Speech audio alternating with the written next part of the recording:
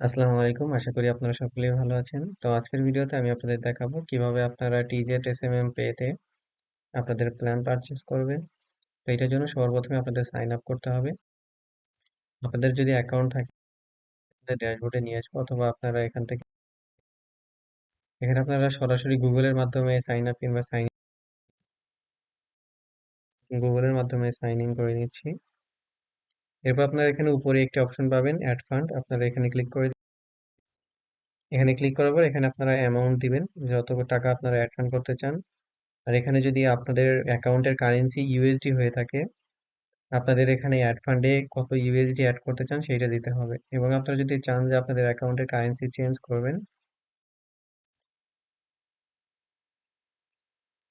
আপনারা এখানে প্রোফাইলে চলে আসবেন।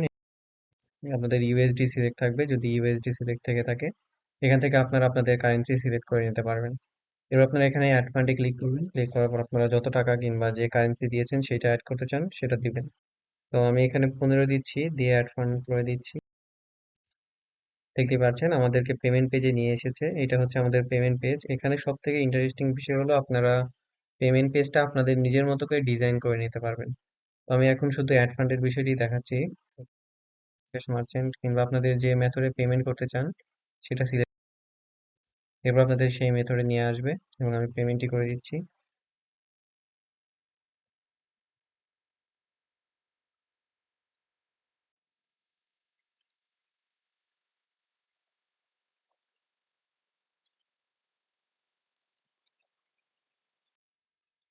তো দেখতে পাচ্ছেন আমাদের পেমেন্ট সাকসেসফুল হয়েছে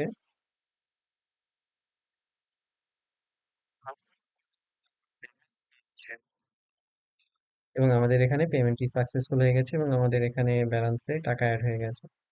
দেখতে তো এইভাবেই আপনারা টিজেট এসএমএম পেতে অ্যাড ফান্ড করতে পারবেন।